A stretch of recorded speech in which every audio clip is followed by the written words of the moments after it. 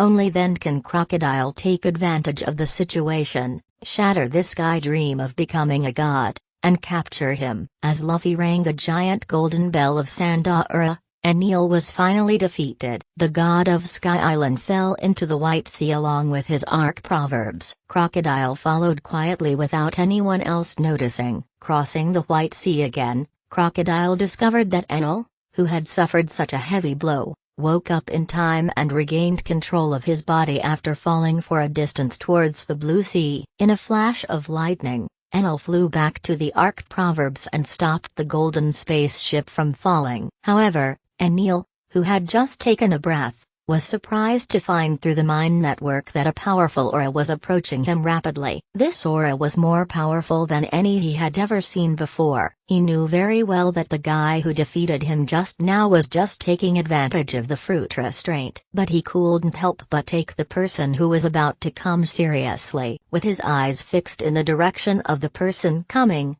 the electric light on Enel's body began to flicker again. The intentions of the visitor are unclear, so he must accumulate enough strength to deal with any unexpected events that may occur next. He is the god of Sky Island, not a piece of trash that anyone can step on. A large area of yellow sand passed by, and a tall man with exquisite clothes and a slicked back hair appeared on the deck. "Hello, Enel." The man spoke first, looking at Enel, an indescribable light in his eyes. "It not polite to board someone else's ship without the owner invitation," Enel said with drooping eyelids and a cold tone. "Let me introduce myself. My name is Crocodile, and I am currently the president of Baroque Works." Crocodile turned a deaf ear to Enel in polite words and introduced himself. "What a shitty president. I have never heard of him. Tell me your purpose, blue people." "My patience is limited." Enel obviously had no good feelings towards Crocodile, the uninvited guest. "The purpose of my visit is simple,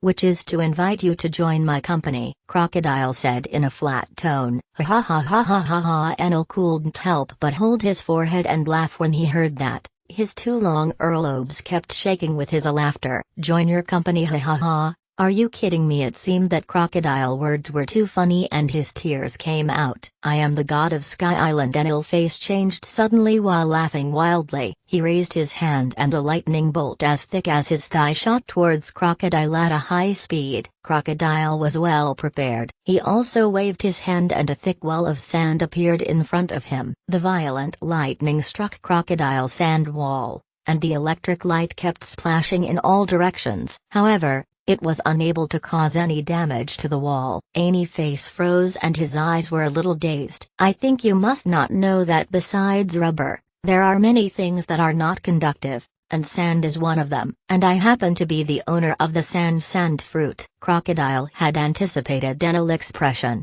and patiently taught him some basic physics knowledge. Why can each of you restrain my abilities? This is the natural thunder fruit, it not a garbage fruit." Enel shouted angrily upon hearing this. There was a flash of electric light all over his body, and he was about to go berserk. Meeting a Straw Hat Kid was bad enough. He just got beaten up hard, and before he could catch his breath, here comes another crocodile to restrain him. He possessed a superpower that should have made him invincible, but he was controlled twice in one day. If it were anyone else, their mentality would explode. "Enel, you don't have to be so angry. To be honest, your use of the fruit ability is among the best in the entire world. However, for a truly strong person, the ability of the fruit is just one of the means, not an indispensable one. Take me for example. Even if I don't use the power of the fruit, you are still no match for me." He was unprecedentedly patient with Crocodile's first favorite male guest,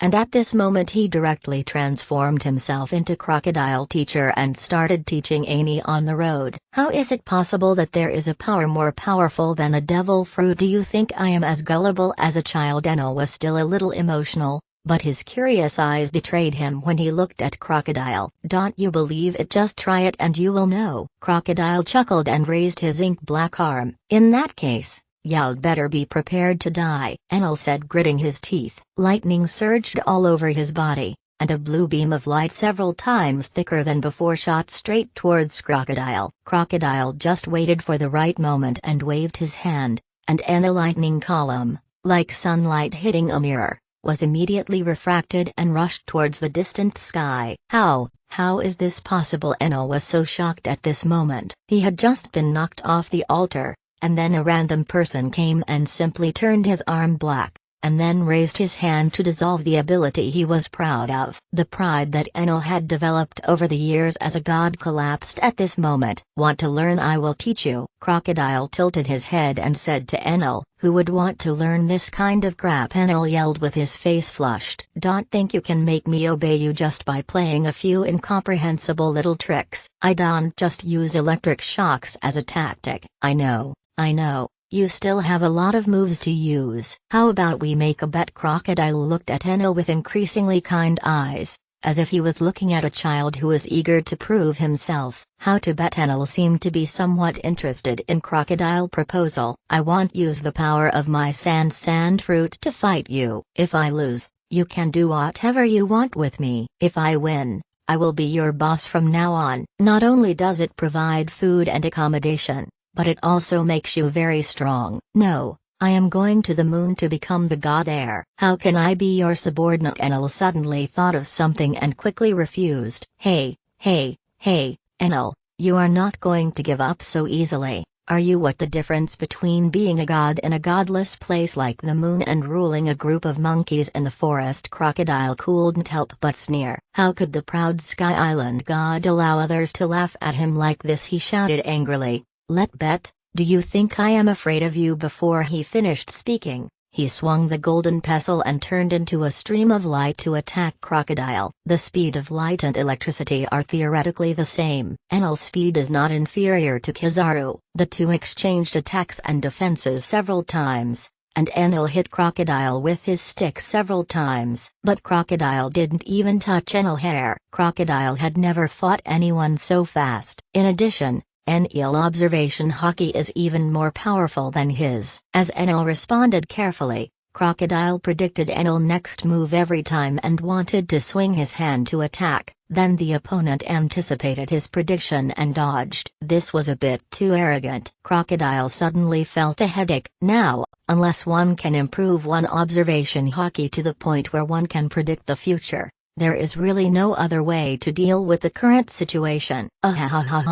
You are too slow, aren't you? Is this all you are capable of? You can't even touch me. How can you win? When Enel saw that Crocodile couldn't do anything to him, he immediately became rampant again and kept laughing at Crocodile. Am I too slow? Enel's sarcastic words gave Crocodile an idea. If I can restrain Enel lightning, then why can't I restrain speed? Crocodile brain cells began to burn like crazy. I kept recalling all the strange abilities in One Piece. It wasn't long before Crocodile's eyes suddenly lit up as he suddenly thought of a fruit ability that could be very powerful in theory, but was used extremely poorly by his master. Wait a moment. Let me disappear for a while and be back soon. Crocodile suddenly said loudly to Enel. Enel looked at the empty deck in front of him and was stunned. How many outrageous tricks does this guy have? After Crocodile entered the strongest training camp, he decisively searched for the skill of Slow Ray. It cost 50 million Baileys. Since the training camp does not sell the entire devil fruit,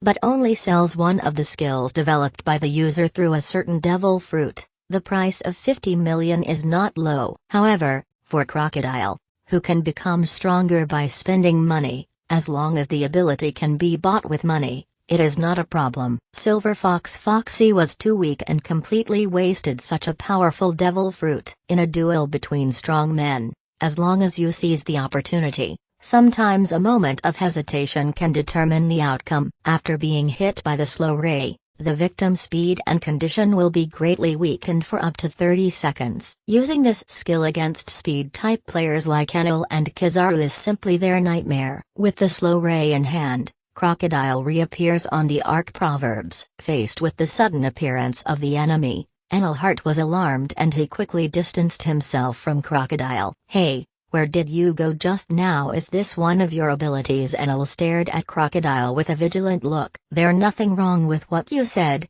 Crocodile replied with a nod. The halftime break is over. and we can continue our bet. Do you think disappearing for a while will change the situation? The speed of lightning is simply beyond the comprehension of people like you. Why don't you try it? And no, Crocodile said with a chuckle. Hearing Crocodile say this again, Enel couldn't help but become more cautious. The heart net was fully activated, transforming into a blue lightning and attacking Crocodile again. Slow Ray Crocodile raised his right index finger and thumb, making a pistol gesture, and a stack of purple disc-shaped rays emitted from between his index fingers and shot towards Enel. He did not continue to use Foxy Fox gesture, as that would have made him look too funny and seriously inconsistent with his character. Enel acted carefully and easily avoided the light. For his speed, this light is not fast enough, so it is not a problem to avoid it. That it. I thought you were going to use something powerful against me again, but I didn't expect it to be a childish trick like this. Enel laughed wildly and mocked Crocodile again. Oh, really? Crocodile sneered, not caring at all about Enel nonsense. He stretched out his left hand as well, pointing both pistols at Enel. Try this again. Crocodile hands suddenly glowed brightly, and countless purple lights shot out. Enel quickly moved around and dodged. He could dodge easily at the beginning, but as Crocodile continued to exert force, cold sweat began to flow on his forehead, and there was not much space left for him. This guy. Enel gritted his teeth and cursed Crocodile countless times in his heart. He was the god of Sky Island, but now he was like a mouse, being teased by the man in front of him. An unprecedented sense of shame surged in my heart. Enel immediately decided not to dodge anymore. Even if he had to withstand a few of these strange rays, he had to get close and beat the opponent hard. Enel roared and rushed towards Crocodile regardless of anything,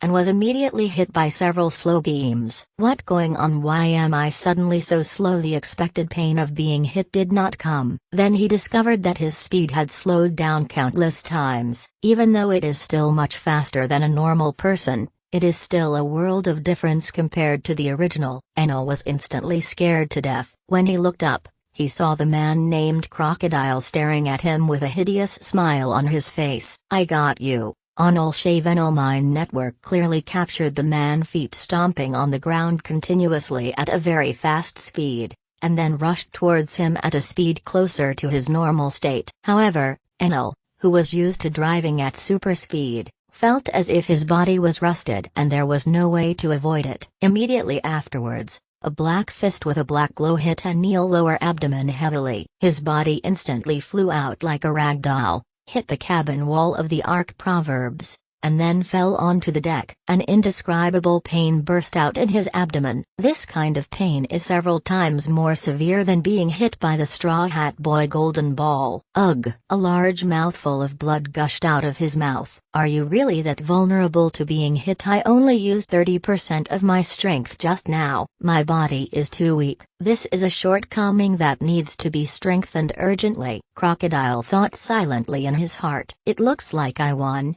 Enel, are you giving up? After the other party took a breath, Crocodile walked to a distance from Enel and looked down at him. Perhaps because of the pain, Enel's expression was very ferocious at this moment, and he gritted his teeth and said, I haven't lost yet. As soon as he finished speaking, Enel's body was once again covered with lightning, and his body suddenly expanded and turned into a blue giant. Enel, who refused to give up, transformed into the true god of thunder. Alas!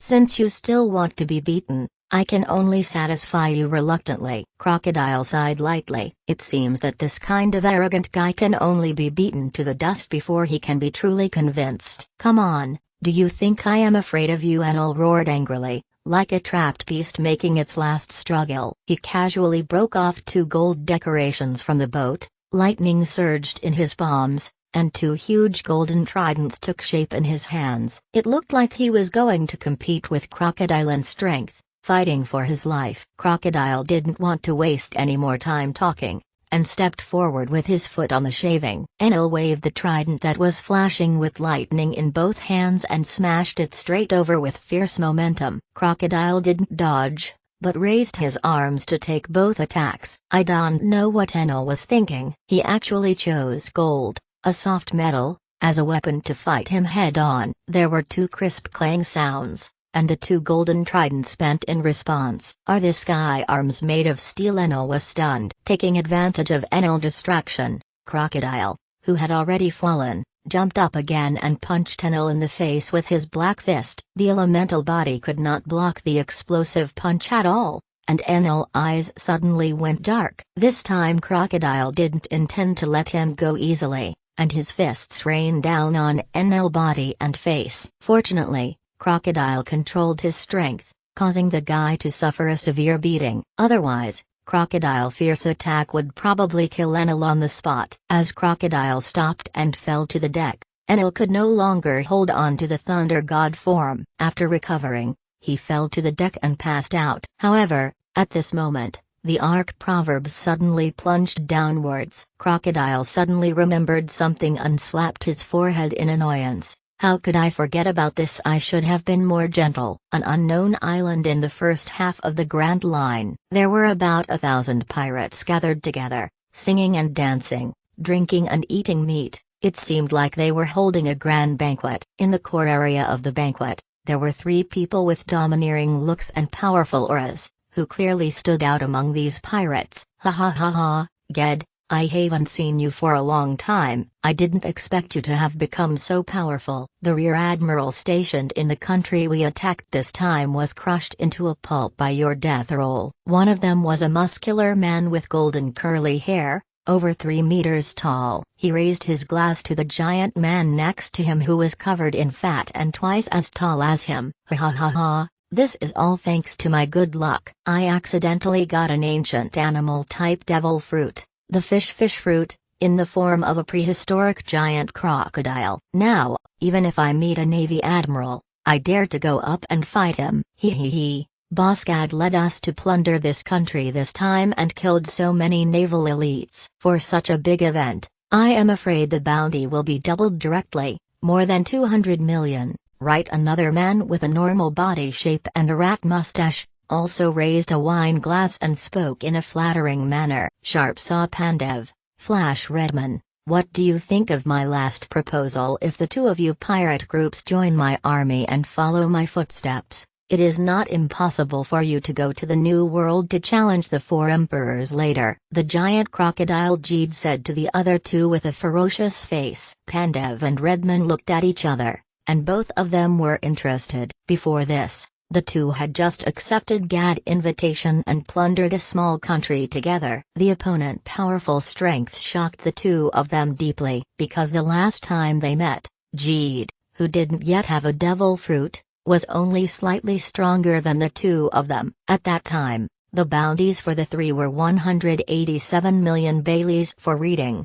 196 million Baileys for Pandev, and 110 million Baileys for Ged. I agree to join the giant crocodile pirates. Reza Pandev gave the answer after a little thought. He saw very clearly that it was nice to stay cool under a big tree. Seeing that Pandev had agreed, Redman had no reason to refuse. Thank you, Boss Gade, for your high regard. How dare Redman disobey? Hearing the 2 people affirmative answers, Gad laughed and stood up. He shouted to everyone present, guys, from today on, the Saw Pirates and the Flash Pirates will join the Crocodile Pirates together. From now on, we will become one and the same. Pandev and Redman also stood up and shouted, no difference, no. Have fun, boys. From today on, the giant crocodile pirates will make the whole world tremble. Step by step. Jeed raised his glass, drank it all, and roared. Upon hearing this, all the other pirates immediately went crazy, and the whole banquet was pushed to a climax. At this moment, Bulu Bulu, Bulu Bulu, the Den Den Mushi and Jeed arms suddenly rang. Hello, I am Gad. However, the scene was too noisy, and Gad could only see the Den Den Mushi mouth moving but could not hear any sound at all. Few people know his phone number, and most of them are here. At present, the only people who can call him are the spies who stay in various places to inquire about the news. The call at this time must be no small matter. Gad roared again helplessly, quiet, be quiet. Gad had a loud voice, and his roar was like the roar of a giant beast, and the scene suddenly became quiet. Hey, start from the beginning. An extremely excited voice came from the other end of the phone. Captain, I just received reliable news that the 7 warlords of the sea crocodile have raised 200 billion Baileys in Alabasta to build a new city. This huge sum of money is now being guarded by several of Crocodile men and stored in the casino in the new city, which has very weak defenses. The most important point is that Crocodile himself is not in Alabasta, Captain. This is an unprecedented big deal. If you succeed, you will never have to worry about food and drink for the rest of your life. Gad was also shocked when he heard the news. He robbed a country treasury, which contained only more than 3 billion Baileys. 200 billion Baileys. That was something he had never heard of. He couldn't even imagine how much space that much money would take up. 200 billion. Are you sure? Gad couldn't help but confirm again. It absolutely true, Captain. I personally went to the capital of Alabasta and bribed the guards there. I confirmed it again and again before reporting it to you. The voice of Denden Mushi was very clear and everyone could hear what was said on the call. Ha ha ha ha, guys, did you hear that the real big deal is coming? 200 billion. After we finish this deal, we will truly enjoy endless wealth and glory. Everyone present was excited. Why do people become pirates? Most people do it for money. How could such a huge sum of money not make people jealous? They would try to grab it even at the risk of their lives. Boss Jeed, that the territory of Crocodile, one of the 7 warlords. Is it really okay for us to steal money from him? Redmond suddenly spoke up, pouring cold water on everyone. TSK, Crocodile, he just a loser who was defeated by Whitebeard and now only dares to hide in a country and claim to be the king. I am afraid he must have paid off a high-ranking official in the world government to obtain his status as a Shichibukai. He is just a small sand crocodile, but I am a prehistoric giant crocodile. Don't mention that he not in Alabasta right now. Even if he guarding that pile of money, he will only have one fate if I go there. That means death. Gad sneered and said in a sinister tone. His eyes were so fat that they could only open a tiny slit, revealing a hint of coldness. My fellow lads, you better think carefully. After this mission, the reputation of our giant crocodile pirates will truly be spread across the sea, and the money that each person gets is not a small amount. If you have money, you can eat delicious food and drink spicy drinks every day, and hug women you can't afford to play with normally. Isn't it great? As Gad spoke one sentence after another, full of endless temptation. The pirates were all caught up in fantasy, as if they were lying surrounded by countless banknotes. Their eyes were red and they were breathing heavily through their nostrils. Guys, does anyone want to come with me to rob Crocodile of his money? Gad said with a grin, his face also red. Grab the crocodile, grab the crocodile. All the pirates on the island went crazy. White Sea, aboard the Ark Maxim. Hiss. It hurts. NL slowly woke up and struggled to turn over and sit up from the deck. He felt as if all the bones in his body were about to be crushed. Looking up, he saw the man who had easily defeated him sitting not far away, leisurely smoking a cigar. You woke up so quickly. It seems you have a good recovery ability. Crocodile exhaled a puff of smoke and said slowly. Enel lowered his head and remained silent. His dignity as a god was shattered twice in one day, and now he had no desire to speak. Is that enough to make you depressed? Crocodile asked. But I can understand how you feel now. My past experiences were much more tragic than yours. How could Crocodile tolerate the powerful little brother he had finally obtained losing his fighting spirit so easily? We had no choice but to take out Crocodile tragic history and adapt it to wake him up. Enel seemed to be interested in what Crocodile said, and his ears quietly turned a little in Crocodile direction. Crocodile noticed this little detail and couldn't help but curl up the corners of his mouth slightly. So he continued, I was also famous at a young age. After I got the natural devil fruit, I looked down on all the heroes in the world. I have challenged many strong men, some of whom I defeated, while others ended in a draw. As my confidence grew, I set my sights on the man recognized as the strongest in the world, Edward Newgate, the Whitebeard. You don't have to tell me the ending. It must be like how I got beaten up, Enel said in a low voice with his lips curled. All the bones in my body were shattered by him using the tremor fruit, and then he stepped on me fiercely and cut off my left hand with his naginata. I lay in the wilderness for 3 days and 3 nights in despair like a dead dog. If I hadn't been rescued by a kind-hearted person, I would have turned into a handful of dirt by now. Crocodile ignored any interruption and continued. Since Crocodile lost his memory before the age of 26, this story was actually made up by him. He just vaguely remembered a page in the comics where Whitebeard tied up Crocodile and used him as a hook to fish in the sea. This might be the reason why Crocodile hated Whitebeard so much. As for how his hand was broken, he had no idea at all. I don't know where you got this story from, but you are telling me this. Isn't your left hand growing on your arm just fine? Enel seemed to think he had found a loophole in Crocodile words, and pointed at Crocodile and shouted, "Look again!" Crocodile raised his left hand, and saw it slowly turning into yellow sand and scattering on the deck. What is left is a round and smooth piece of meat. Anyone with a discerning eye could see that this state was definitely cut off by a sharp weapon, and that hand just now was just a manifestation of the devil fruit ability. What happened next? Enel asked in a low voice. Afterwards, I was also depressed for a long time, but when I learned that there was an ancient weapon in the world that could destroy a country with one strike,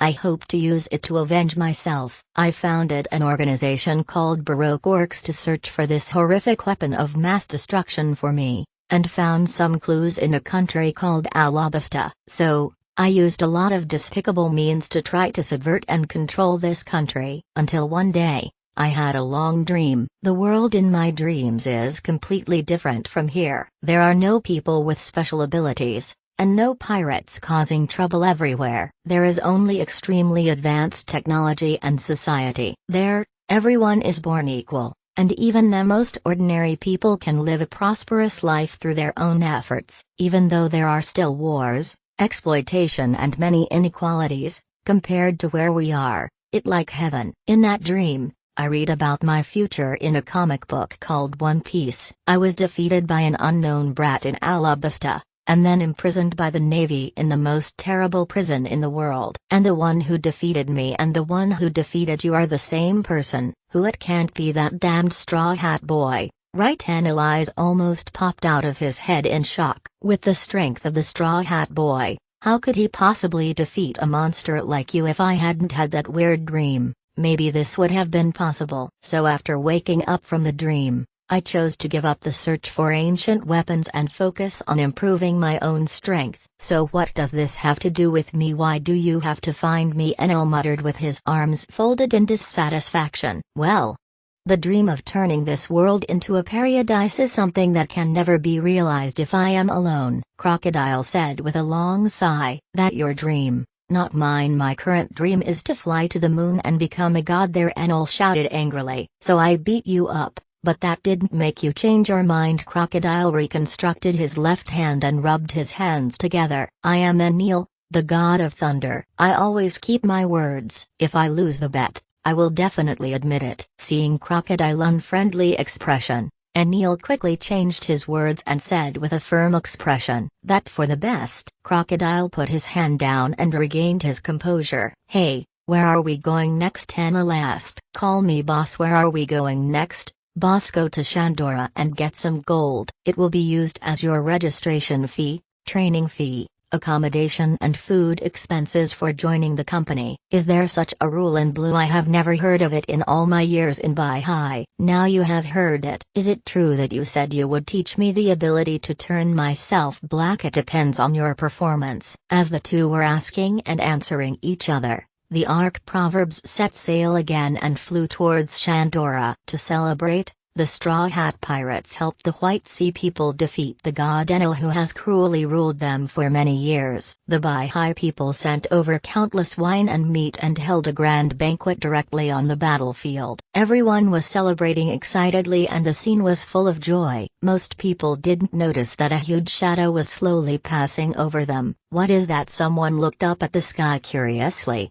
and saw the spaceship that had appeared countless times in his nightmares. "God, Enel vehicle, the Ark Proverbs." Enel, he back again?" the man shouted in horror. Everyone raised their heads and looked upwards, and when they saw the huge ship in the sky and the head with extra long earlobes sticking out from the side of the ship, a feeling of despair and powerlessness began to spread in the hearts of all the Baihai people. Luffy clenched his fists with a serious expression and stared at Enel's face. Zoro supported his wounded body and slowly stood up. Sanji had a gloomy face and silently lit a cigarette. At this moment, another head popped out from the side of the Ark Proverbs. I saw that man with a shiny slicked back hair, a long cigar in his mouth, and a smile on his face that looked familiar no matter how I looked at him. Sassy, Straw Hat Boy, Count Crocodile. The timid trio of Nami, Chopper, and Usopp immediately hugged each other and screamed in fear when they saw Crocodile face. How could this scary guy appear here? Sanji's body trembled and his pupil shrank tightly. The trouble seems to be a bit big. Zoro tightly grasped the hilt of the knife at his waist and said in a deep voice. Nico Robin was also confused. She guessed that Crocodile would come,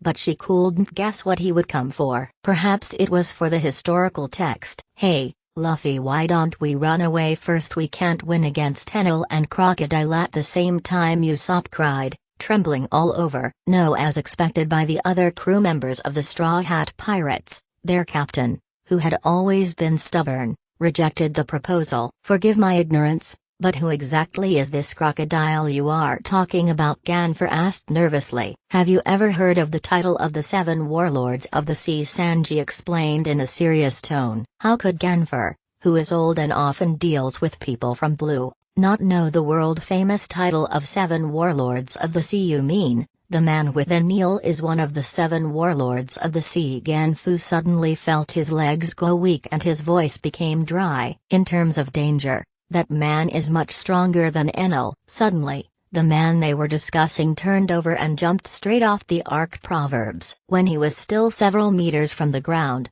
he stepped lightly in the air and then landed lightly on the ground. Everyone immediately became prepared as if they were facing a formidable enemy. Long time no see. Don't be so nervous. I am not here to fight with you, Crocodile said in a relaxed tone, holding a cigar in his mouth. Not fighting? Then why are you here? The usually thick-skinned Luffy immediately relaxed upon hearing that and asked innocently with his head tilted. Hey, Luffy, don't trust him easily. Have you forgotten how he fooled us in Alabasta? Nami, who was full of fear, was still worried and leaned close to Luffy's ear and whispered. Oh, that right. Luffy slapped his palm, as if he remembered something. Then he asked loudly to Crocodile, Crocodile, what is your plot here? Are you an idiot? Don't ask it so directly. When the other members of the Straw Hat Pirates saw their captain performance, they were immediately furious and roared at Luffy with their teeth bared. Ha! Crocodile couldn't help but burst out laughing when he saw this scene. These guys were so funny. It's not really a conspiracy,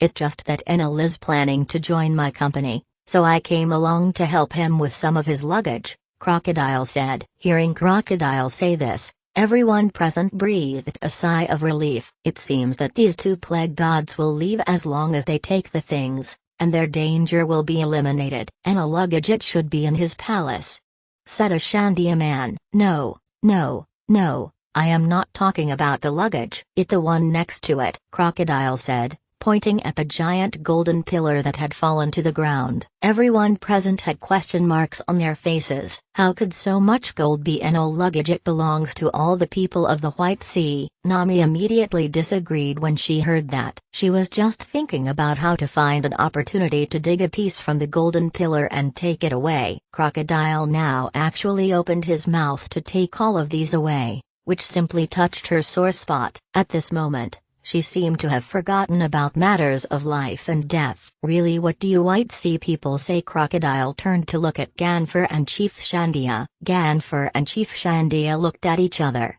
and Ganfer nodded his chin, indicating that the chief had understood what the other party meant. As long as Enel never returns to Sky Island, you can take all the gold here, the chief said in a deep voice. TSK on the Ark Proverbs, Enel, who was listening to the movements below with his mind network, was full of disdain when he heard these words. I can guarantee that Enel will no longer oppose you, but we will probably still have to come to Sky Island, Crocodile said as he glanced thoughtfully towards the spaceship in the sky. But, chief. Nami wanted to argue again, but was interrupted by the chief raising his hand. Miss Nami, this gold has no practical use for the people here. If giving away gold can eliminate future troubles, I believe no high person can refuse it. When Nami heard this, she knew she couldn't refute it anymore and could only lower her head in silence. But why does it feel like my heart is stabbed with countless knives? She felt her heart really hurt. Although Crocodile came to get the gold,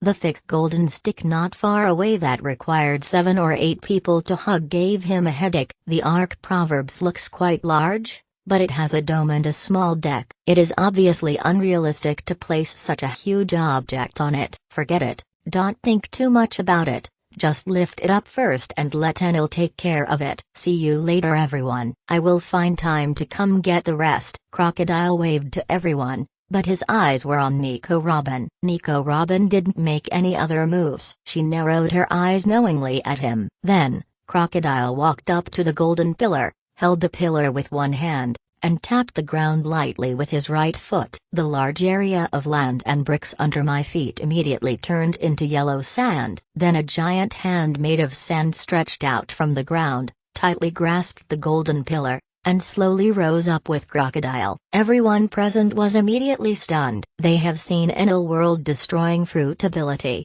but they have never seen one as practical as Crocodile. Luffy, Usopp, and Chopper even praised with stars in their eyes. How amazing! Enel didn't expect that the devil fruit could be used in this way. It immediately opened the door to a new world. Hey, Enel, where the stuff? How can such a big thing be put in? Enel said dissatisfiedly. You figure out what to do with your ship. Crocodile threw the golden pillar on the dome of the Ark Proverbs without further ado. The spaceship was immediately pressed down by the giant object and sank more than 10 meters. Enel turned into lightning and reached the top of the ship in the blink of an eye. Can't you be a little gentler? Looking at the smashed roof of the ship, Enel heart bleeds. This was the golden spaceship that he spent 6 years to build. It was simply his treasure. I will find the best shipbuilder when I get back and make it look brand new for you. Hurry up and secure the gold. If it falls, I will beat you up again when I pick it up. Crocodile saw Enel's distressed expression and had to comfort him. Enel was worried that what Crocodile said might be true, so he used high-voltage electricity to weld the golden pillar and the gold on the ship together tightly. I didn't expect Enel also has a talent for being a welder. Seeing this scene, Crocodile's eyes were filled with surprise, and countless creative ideas that had never been realized before flashed through his mind. Alabasta, Eden. With the help of the strongest tool man, Gardino, the construction of this city progressed rapidly. Tall buildings with unique shapes are arranged in an orderly manner according to specific rules. The colors Marian mixed and painted on them made the buildings look particularly gorgeous and bright. The smooth and wide road is also another masterpiece of Gardino. On both sides of the road, there are 2 rows of neatly planted tropical plants transported from all over Alabasta and surrounding islands. The lush green leaves make this somewhat hot city seem a lot cooler. The streets are full of people who come here to help. Their faces are filled with satisfied smiles, as if a happy life is just around the corner. On the coast of Eden, a group of people are busy building the city port. Kunta and his friends were pushing a cart of lumber toward the construction site. He, who always had a good eye, accidentally glanced towards the depths of the sea. He suddenly noticed a row of small black dots appearing where the blue sea met the sky. There were about a dozen of these small dots. After careful observation, he found that these small dots seemed to be growing slowly at an imperceptible speed. Hey, Lance, wait a minute. Look at what those are. Kunta stopped pushing the cart and pointed to the end of the sea and said to his friend. Lance has been working as a stevedore at the docks for many years and has some knowledge of things happening at sea. He looked in the direction Kunta pointed and began to distinguish carefully. It seems to be a fleet. The ship in the middle is much larger than the ones beside it. It seems to be a flagship. They are lined up in parallel, but the formation is not neat. Such a large fleet should not be a navy, nor a merchant ship. The last possibility is the sea, Pirates Lance expressed his judgment in a trembling voice. What pirates? The destructive power caused by so many pirate ships is even more terrible than a disaster. Kunta immediately felt himself surrounded by an unprecedented fear. Just then, a quick whistle suddenly came from not far away. Everyone, retreat to the city, pirates are coming. Everyone, retreat to the city, pirates are coming. This was a warning issued by members of the Baroque Company, who had received instructions several days ago to patrol this coastline with binoculars. I didn't expect it to come in handy today when I discovered pirates were attacking. Gardino's task today is to make a slide for the water park. He was standing on a newly built platform that was 30 meters high and concentrating on looking at the blueprints when he suddenly heard hurried whistles and panicked shouts. Pirates, where are they? Gardino searched curiously on the sea. Soon,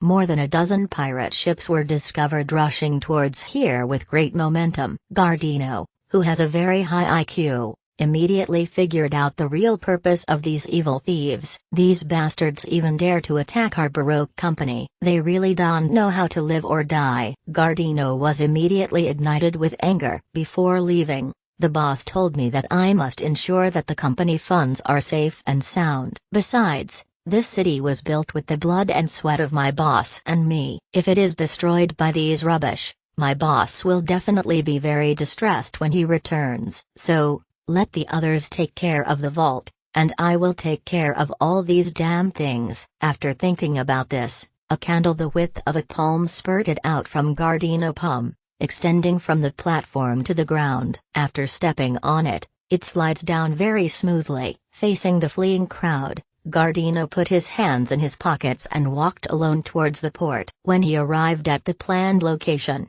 he could already see the flag flying on the pirate ship. All I saw painted on it was a crocodile skeleton with a ferocious face. The giant crocodile pirates. Gardino narrowed his eyes and immediately thought of who the visitor was. His years of experience as a bounty hunter have made him familiar with these notorious guys on the Grand Line. On the flagship of the giant crocodile pirates, Giant Crocodile Gad, Sharp Saw Pandev, and Flash Redman all stood at the bow, excitement written all over their faces. The little brothers on more than a dozen pirate ships were shouting and clamoring almost crazily. Hey guys, there are countless Baileys in this city, follow me and charge, kill all those who resist without leaving a single one alive, Gad roared in his wild and loud voice. With this roar, the pirates on the ship became even more excited, with bloodthirsty light in their eyes. As soon as the boat docked, everyone rushed down, and many people even jumped directly off the boat. After everyone gathered on the shore, they followed Ged and the other two in a noisy manner. However, soon after they walked out, they found a man wearing a striped waistcoat and shoulder-length hair standing alone on the road leading to the city, looking like he was waiting for them. Gade is now very powerful and in the limelight, and he doesn't take anyone seriously at all. In his eyes, Gardino was just an ordinary man who was a little stronger. Hey, kid, where is the casino here? Lead me there quickly, or I will break all your bones, Gad said wildly to Gardino. Giant Crocodile Gad, I want to know, who gave you the courage to come to crocodile territory and act wildly? Gardino suppressed his anger and spoke in his signature tone. Ha ha ha ha ha, who gave me the courage? Of course it was my fist, and these brothers who followed me till death. Your crocodile subordinate, right? That guy is just a useless guy who is seeking fame and reputation. I advise you to join my team as soon as possible. After you rob his treasury,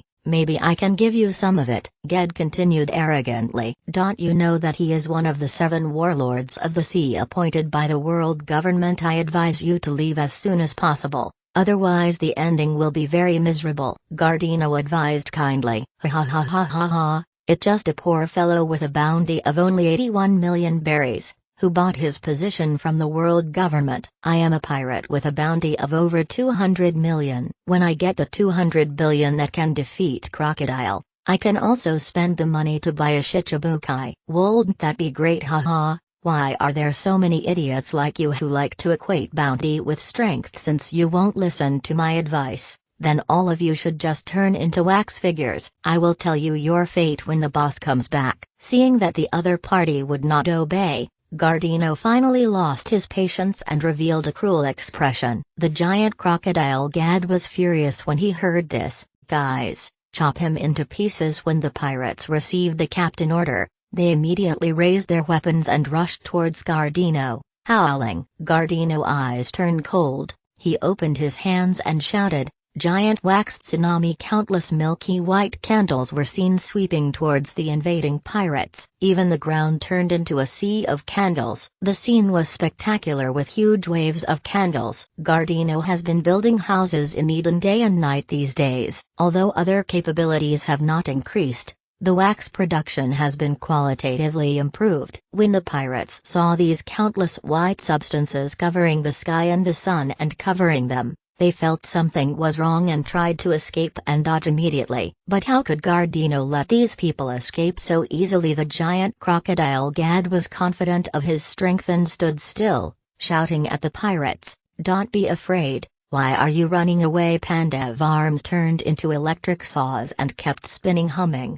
but he was also fearless. But Redman rolled his eyes, stomped his feet and disappeared. When he reappeared, his body was already in a safe area several dozen meters away. Whenever a pirate was touched by the milky white candle shot by Gardino, the liquid would instantly turn into a solid state. Someone's legs were locked and he immediately lost his balance and fell to the ground. Someone had half of his body locked up and was screaming in fear. The most unlucky ones are some people who are covered in candles from head to toe. Fortunately, Gardino was considerate enough to leave them small holes for venting. Otherwise, they would probably suffocate to death soon due to lack of breathing. In just a dozen or 20 seconds, all of the more than 1,000 people, except for a few who escaped farther away, were trapped by the candles and unable to escape. However, Gardino did not stop, and candles continued to flow out of his hands, surging from the ground like a tide. He planned to lay a solid foundation for these people like building a house, and integrate them firmly into the ground. Gade and Pandev also had their legs locked by candles. No matter how strong he was, he couldn't move an inch. I took a knife and chopped it hard, but after sparks flew, only a thin mark was left. Only then did he realize that he had seriously underestimated how troublesome the man was. "What the hell is this thing, Pandev? Can your chainsaw cut this thing open?" Ged shouted angrily. "I didn't expect that I would end up in such a vulnerable position just because I underestimated the enemy." "It works, but very slowly," Pandev replied, sweating profusely. The chainsaw hand that was transformed by his ability was struggling to cut the candle that trapped him. He even felt that it was not so difficult for him to cut steel. Only after the teeth of the saw turned red from the friction did the speed increase significantly. Ged turned around to look for Redman, only to find that he had already escaped far away. He couldn't help but secretly curse this guy for being so cunning. "Redman, go kill that guy quickly, or we will all be dead," Gad yelled at Redman. "Don't worry, leave it to me," Redman replied solemnly. The body disappeared in an instant and flashed towards where Gardino was. After the fourth consecutive flash, Redman appeared silently behind Gardino. "Die for me," Redman smiled sinisterly, brandished 2 daggers and stabbed at Gardino back. But after the dagger stabbed down, it stabbed the air instead. The combat experience accumulated from fighting with others for a long time told him that if he encountered such a situation, he should run away quickly. The body reacted subconsciously and immediately dodged to a nearby location. When he looked at the man again, he saw that countless thin and sharp spikes had grown from the man back, shooting towards the place where he had just been. Redman immediately felt cold sweat soaking the back of his clothes, and his heart began to beat wildly. "Luckily I was smart enough to run over and stab him in the back. I almost got killed and turned into a hornet nest. But how did this guy know I was behind him? He could dodge my attack without even turning his head." Gardino then slowly turned his head and looked at where Redman was. In fact, he didn't notice this person just now, as he was concentrating on attacking the enemy large force. Unexpectedly, his observation hockey suddenly sounded the alarm, so he quickly dodged and launched a counterattack. "Is your ability teleportation that a bit tricky?" Gardino said sinisterly. "Yes, Are you scared you can't dodge my assassination every time? You'd better let our people go quickly. I can consider leaving you an intact body, Redmond said with a cruel expression. It really scary. Then come and kill me. If you kill me, the candles will naturally disappear. Gardino's tone was obviously sarcastic. Redmond is also a ruthless man who is decisive in killing, but he has always been more cautious. What happened just now made him extremely wary of the man in front of him. The ruthless man naturally didn't say much. He flashed and rushed towards Gardino again, but this time, he was not in a hurry to take action, but kept flashing and teleporting around Gardino, looking for the opponent's flaws. He has used this trick many times and it has always worked. Many masters have been defeated by his dazzling operations. Whenever he sensed that Gardino was about to attack him, he would immediately move away. What an annoying fly! Gardino was at a loss as to what to do with him and looked a little upset. So he kept shooting candles from his body towards Redmond, and candles of various shapes were scattered all over the ground. Ha ha ha, it's useless. You can't attack me at all. He had seen this kind of attacking style from the opponent many times before, and he was not panicked at all. However, what he didn't know was that Gardino, who had his back to him at this moment, had a smile on his face as if his evil plan had succeeded. Just as Redmond flashed again and approached Gardino, trying to harass him, the inconspicuous candles that were originally lying quietly on the ground suddenly emitted countless white silk threads,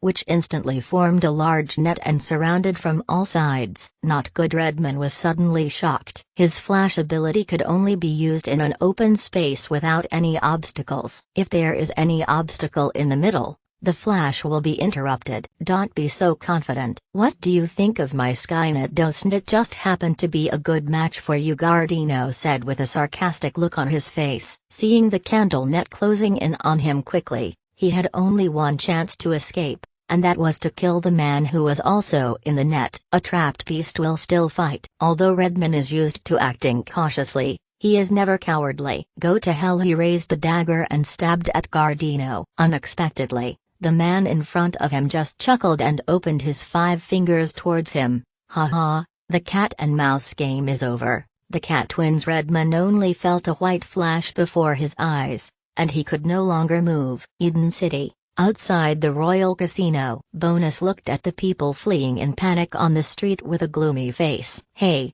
come here. What happened? Bonus spotted a member of the Baroque workshop and quickly called him over and asked. The Baroque agency has a strict hierarchy, and the identities of senior agents are mysterious. The lower-level members have no idea what the senior agents are called or what they look like. Seeing a man with a sturdy look asking questions, the member did not dare to refuse and just answered honestly. Thousands of pirates are attacking Eden. Mr. Gardino, the assistant of Crocodile Sama, is fighting with the pirates near the port. We are organizing civilians to flee. You should also leave quickly. It is very dangerous here now. After saying that, he ignored him and quickly left with a group of civilians. Bonus' heart sank when he heard this. Thousands of pirates are not a small number. Pirate groups of this size are always extremely brutal, and their captains and executives must be very powerful. I wonder if Gardino can handle them. His boss' order to him was to protect the company funds,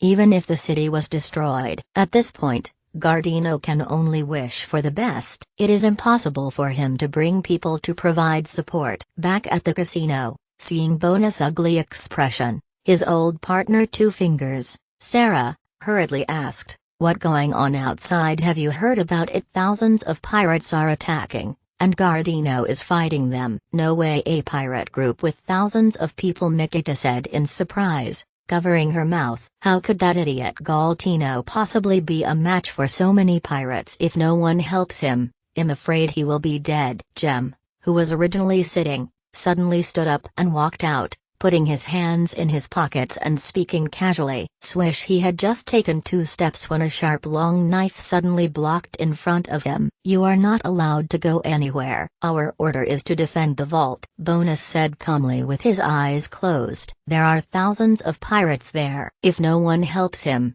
someone will die," Jem said, suppressing his anger. "Perhaps, You can choose to trust your partner. I can feel that Gardino is very strong now. I am no match for him. Eden, near the port. Pandev, can you please move faster? Redman has been dealt with by that guy. Ged shouted in dissatisfaction at Pandev, who was trying desperately to rescue him. I'm trying my best. This thing is too hard, Pandev said with a sad face and sweat. Not bad. You managed to escape from my candle. After dealing with Redman, Gardino immediately rushed towards the two men, intending to get rid of them in one go. After being defeated by the Straw Hat Pirates, Gardino will not underestimate any opponent now. Become a wax figure. He swung his right hand vigorously, and a large amount of candle light sprayed towards Ged and Pandev, the two fish that escaped the net. This time, Pandev finally stopped being stubborn. After leaving Ged behind, he did not retreat but advanced instead, waving a pair of chainsaw hands, and rushed towards Gardino. My favorite ability is for reckless people like you who don't understand the situation, Gardino said with a stern face. His hands did not stop moving at all, and the amount of candles increased, directly covering Pandev's head and face. When Ged saw that Pandev was easily defeated by the opponent again, his eyes turned red with anxiety. However, no matter how hard he tried, he could not move out of the candle at all. Remember, when you are a small fry in your next life, don't provoke those big shots whom you can only look up to, Gardino said dimly. Damn it, if you dare to let me out, I can easily crush every bone in your body. However, Gardino ignored him and poured candles over Ged's head like watering a flower. In just a few breaths, a brand new wax figure over 5 meters tall was cast. There were also dozens of minions who took the opportunity to escape, and Gardino did not intend to chase them. After all, we have to leave some people out to do some publicity so that no bad guys can come to Eden and cause trouble. Gardino's record was brilliant as he easily dealt with a pirate group of thousands of people. However, after being taught by his boss, his vision has been raised to a much higher level than before. Even if he defeated 10 more pirate groups like this, it would not give him much sense of accomplishment. However, just as Gardino was about to return to the construction site to continue working, he faintly heard a cracking sound behind him, as if something was breaking. Gardino turned around suspiciously and prepared to investigate. Suddenly there was a loud bang. The candle, which had been solidified and tightly wrapped around the giant crocodile Gad, suddenly exploded. A monster over 10 meters tall appeared in front of Gardino. This guy is covered with dark green scales and has a huge head that vaguely resembles a crocodile, but is more similar to a human. The ugly face looked extremely ferocious and brutal, and it was clearly the giant crocodile Gad that had just been made into a wax figure. "Ah kid, you have pissed me off. You know that when I tear you apart, there won't be a single living person left in this city." Gad stared at Gardino with his bloodshot eyes and roared in an unpleasant voice. After eating the fish fruit and transforming into a prehistoric giant crocodile, Ged finally revealed his true trump card, the crocodile man form. As soon as Gad finished speaking, he threw a violent and explosive punch at Gardino. Gardino quickly stepped back. Being hit by this thing was no joke. Gad failed to hit Gardino with his first blow, so he chased after Gardino with punch after punch. Gardino, who was a little annoyed by being chased, had no choice but to do several backflips in a row to avoid Gad pursuit. "Want to compare sizes? Then let me show you the new toy I improved." Gardino looked at Gad with a cruel smile on his face. "Super Candle Championship Cup!" Gardino roared. Countless candles suddenly emerged from his body and began to form a huge body for him in an orderly manner. This robot-like body has undergone a drastic change compared to when it fought against the Straw Hat Pirates. After getting rid of the previous round and even somewhat funny look, the brand new Candle Championship Cup has sharp edges and corners. More straight lines outline its aggressive appearance. His arms and legs became stronger, and his hands were as sharp as eagle claws. After clenching it, it looks like a giant wearing a steel glove. The overall look is really like a very cool mecha. If Luffy and his gang saw this look, they would definitely drool. The most important thing is that its hands are as black as ink, clearly wrapped in armed color domineering. When Gad saw Gardino's exaggerated look, He was stunned. However, he seemed very confident in his own strength, and then he grinned again and said, "Is this your strongest posture? Crushing you like this will give me a greater sense of accomplishment," he said as he pounced on him again. "Very good, then let's have a real fight between men," Gardino said excitedly, bumping his fists. The two men swung their huge fists at the same time and collided with each other. However, as soon as he came into contact with it, Gad felt something was very wrong. It seemed as if countless steel needles were hidden in the opponent's fist,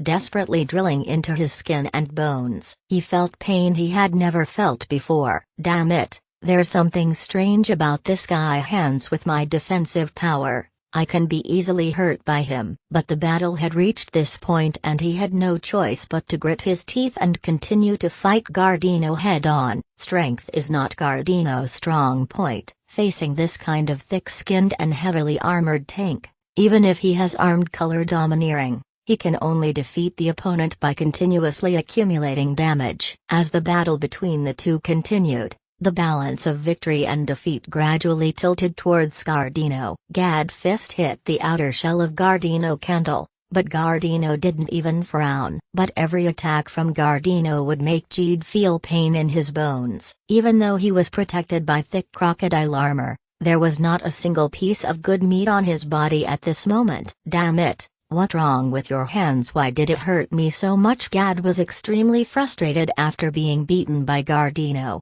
but he could do nothing about it and screamed in anger. "Haha, what the matter you, a pirate with a bounty of 200 million? Don't you even know about armament hockey?" Galtino said with a chuckle. Armament hockey. Gad shuddered immediately after hearing that. How could he not know about this powerful ability? It is the natural enemy of those with special abilities. Only a strong person with armed color domineering can gain a foothold in a place like the New World where monsters are rampant. He had heard about it from many people, but had never actually encountered a domineering opponent. At this moment, he truly realized how wrong he had been from the very beginning. Faced with a pirate group of his size, Crocodile men only needed to send out a seemingly unknown little character to easily wipe them out. Just how terrifying Crocodile himself must be, and how powerful his other subordinates must be, it's chilling to think about it. "Wait, I was wrong. I won't fight anymore. Let me go.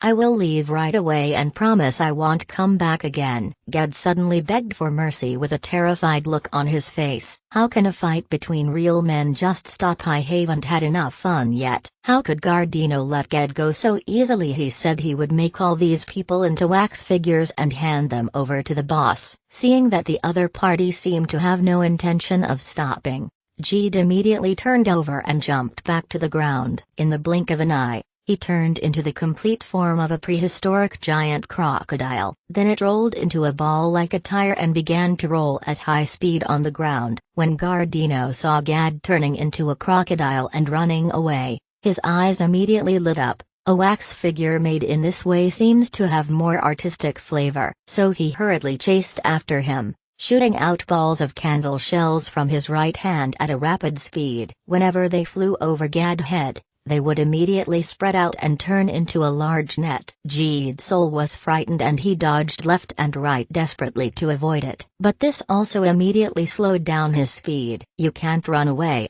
giant crocodile Gad, just be my wax figure," Gardino shouted excitedly, using both hands to shoot out dozens of candle fishing nets in succession. Gad finally failed to dodge and was covered by the fishing net. After returning to normal, he struggled desperately. At this time, Gardino had come behind him and poured candles on him. In order to prevent Gad from breaking free again, his clothes were made much thicker. Not long after, a lifelike candle statue of a prehistoric giant crocodile with its head raised, roaring, and swinging its tail wildly stood on the side of the road. Gardino returned to his normal form and circled around the wax figure of Gad several times, becoming more and more satisfied the more he looked at it. At this moment, Gardino looked up at the sky as if he had realized something. A strangely shaped spaceship was flying towards Eden, with a big word God written on it. It not easy to make a ship fly in the sky. Gardino stared at the spaceship with a serious expression. It looks like there's still a fight to be fought. I'm afraid today project progress will be delayed. On the Ark Proverbs,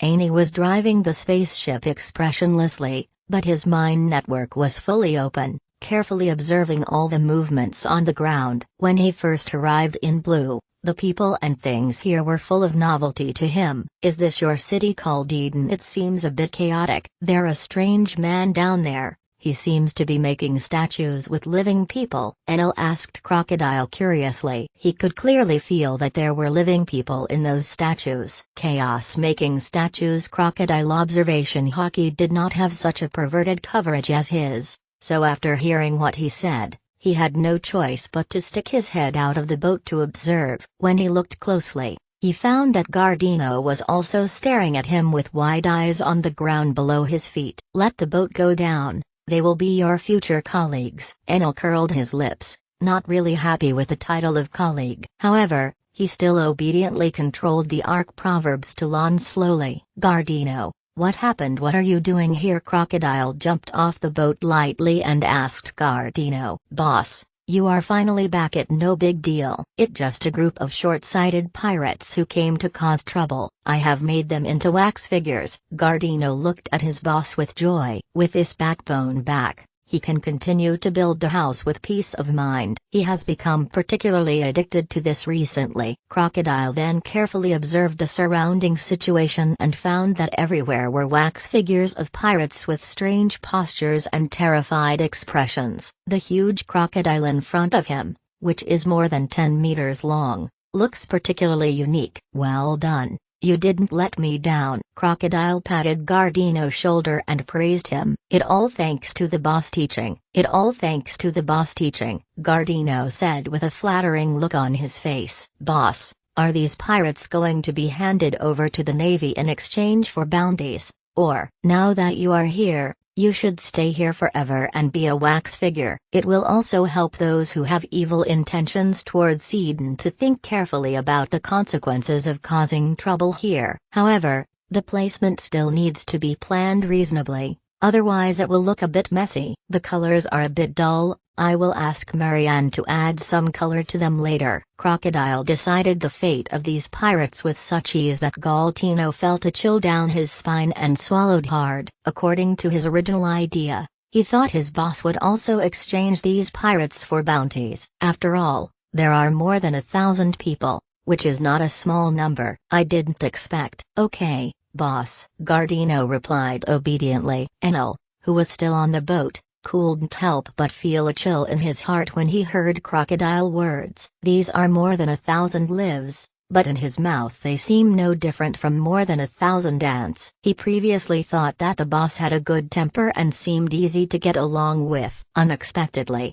the cold-bloodedness he showed towards his enemies was many times stronger than his. Eden, the underground secret room of the Royal Casino, which is now the new office location of Baroque Company. Thank you for your hard work recently. I am very satisfied with your performance. Gardino, in particular, single-handedly destroyed a large pirate group and made a significant contribution to the protection of Eden. He deserves special praise, Crocodile said in a calm tone as he sat at the head of the conference table. Gardino scratched his head a little embarrassedly. It all my responsibility. The boss is really polite. In addition, I would like to introduce to you a new member, the Thunder God Enel, who comes from the White Sea 10,000 meters above, and is known as the God of Sky Island. Crocodile said, pointing at Enel who was sitting next to him. Hello, everyone. Enel looked a little uninterested and said perfunctorily with an expressionless face. It was obvious that he didn't think much of these so-called colleagues. Wow.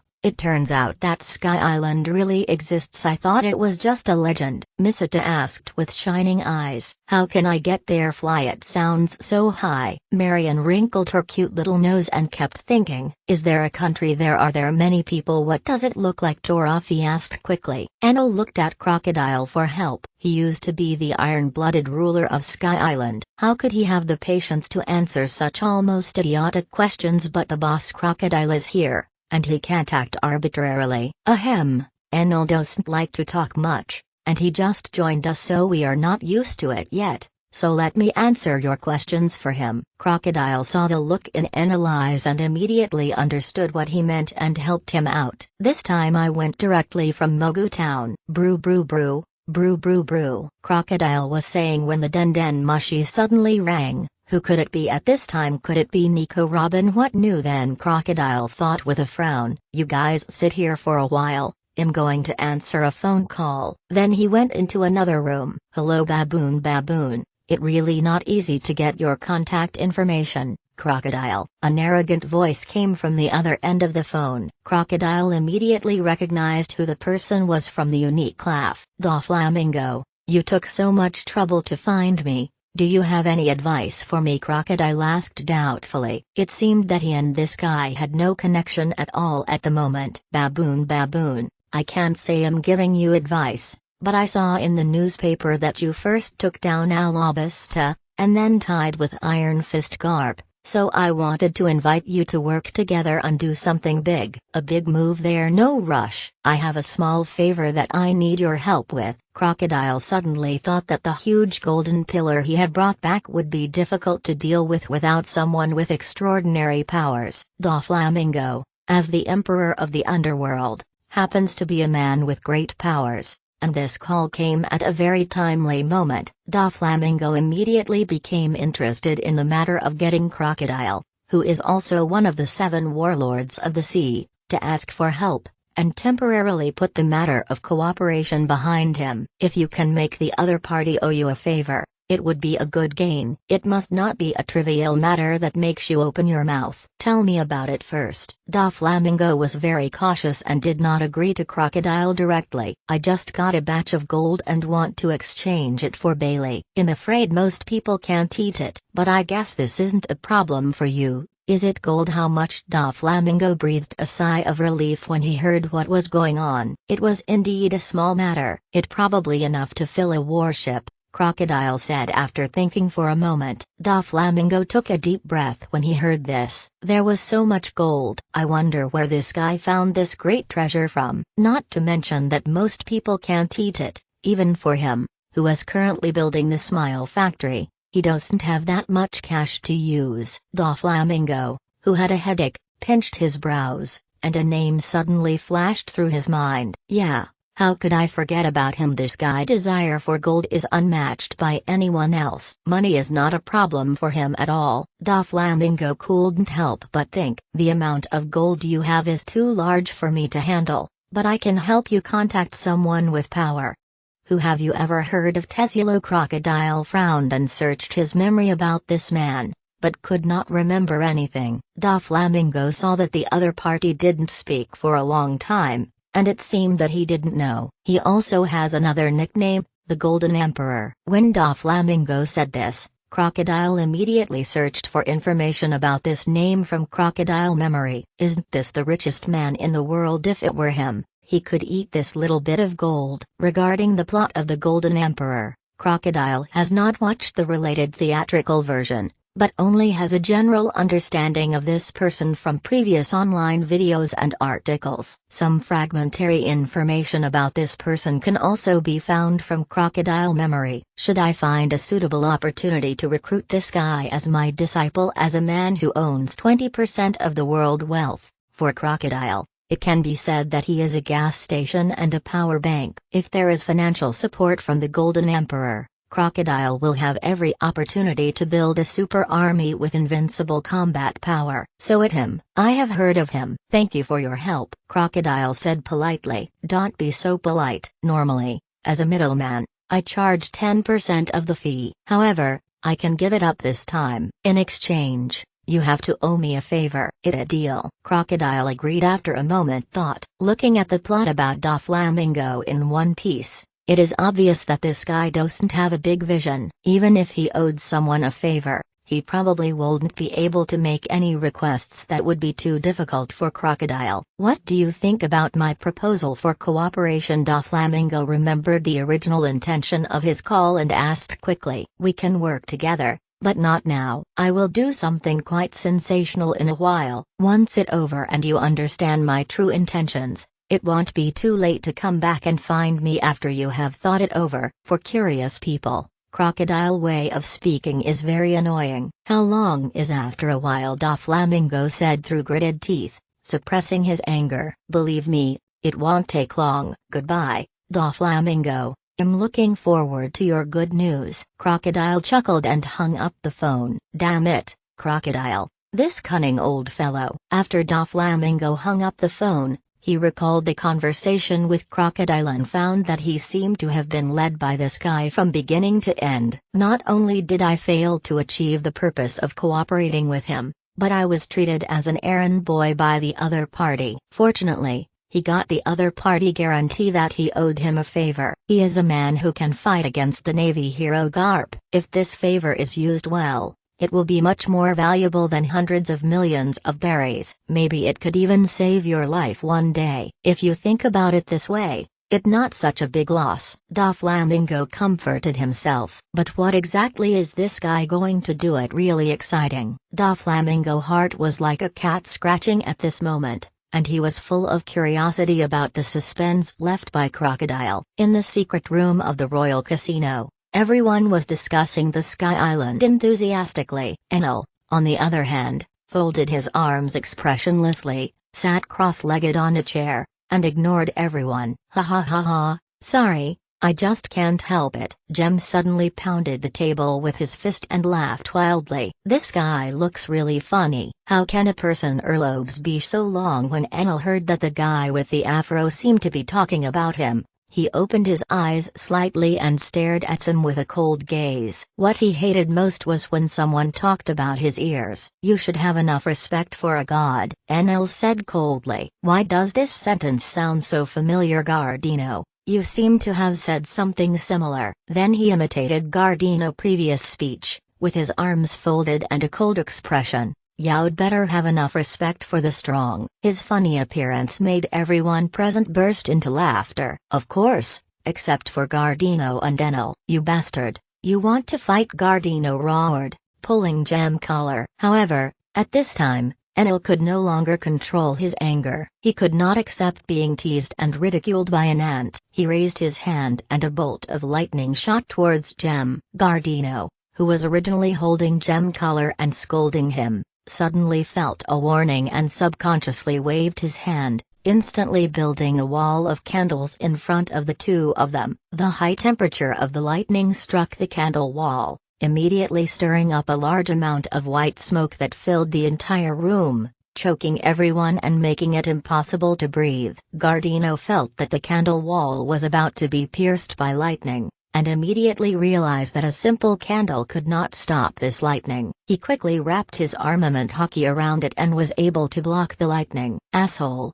what are you doing? Jem was just joking. Is there any need to hurt anyone? Gardino cursed at Enel. HMPH, he violated the dignity of God. I just gave him a little lesson. Enel saw that Gardino actually knew the armament hockey, and he did not dare to underestimate him, and said with a cold snort, we all work under the boss. Aren't you going too far? Bonus stood up and said in a bad tone. Yeah, it was just a joke. You are making a big deal out of nothing. Several women also started to blame Enel. Enel had never been treated like this before, so he slammed the table and stood up, saying coldly, if you are not convinced, you can come together. Hey, what going on with all the noise? Ahem.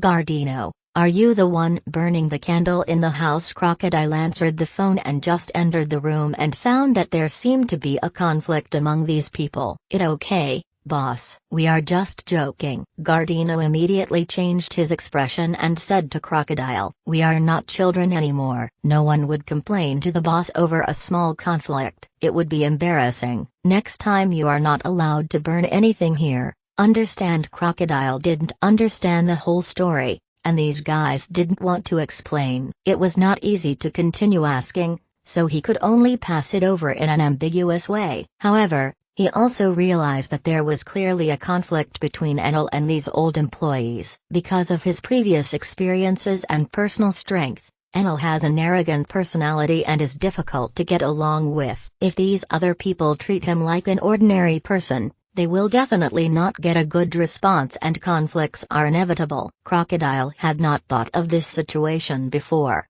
and it immediately gave him a headache. In the future, all kinds of strong men with different personalities will gradually be recruited under his command. How to arrange these people reasonably and avoid irreconcilable conflicts between them is indeed a difficult problem. Crocodile then pretended nothing had happened and continued with the meeting and arranged the immediate work. Just as night was falling and the meeting was about to end, the door of the conference room was suddenly pushed open, and an excited voice came, "Mr. Zero-chan." Back then Bentham jumped in with cheerful ballet steps. "Did you miss me?" "I missed you all very much," Bentham said happily. Everyone welcomed Bentham, who had disappeared for a while. Only Enel curled his lips and silently complained, "Why are there so many weird-looking people?" "Yo, Funkley, welcome home," Crocodile said. "Ding ding ding ding, Mr. Zero, look who I brought you." Then he turned around on the spot, crossed his legs, and stretched out his hands, one in front and one behind, pointing towards the door. "Then I saw a fat and ugly man wearing a white bear skin, with his face and body wrapped in metal, leaning forward timidly. 'Walpo, what are you dawdling for? Come in quickly.'" Seeing that Walpo was slow to move, Bentham immediately put his hands on his hips and scolded angrily. "Boss, what do you think? I should have scored full marks on this mission, right?" Bentham asked with a proud look on his face. "Well, you did a good job. I will give you a reward in a while." At this time,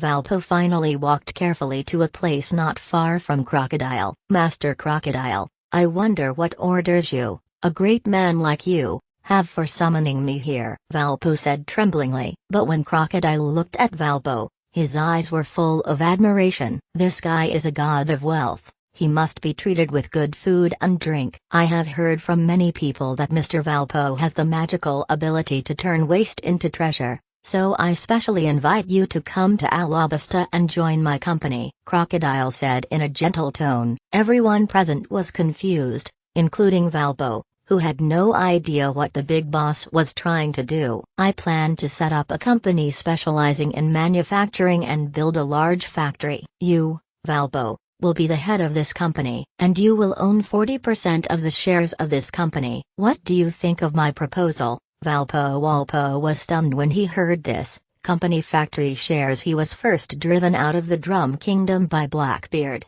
and then was beaten away by the Straw Hat Pirates. As soon as he returned, he wandered alone in strange countries, searching for food in garbage dumps like a stray dog. At that time, he fantasized countless times, if he had powerful strength, or could get the protection of a truly strong man, how could he end up with such a miserable end? The huge gap from a king to a beggar made him truly understand the sufferings of the world. And what the man in front of him just said to him, isn't it exactly what he has been dreaming of now? "I never thought that even though I, Valpo, have fallen to this point, I could still be appreciated by the adults. Even if you don't give me any shares, I am willing to die for you." Walpo knelt on the ground with tears in his eyes, sobbing. Crocodile didn't expect this guy to be so straightforward. He walked up to Valpo and helped him up, saying, "Just call me boss. I always reward and punish clearly, and I will never be stingy with my own people. What yours is yours, as long as you do your job well.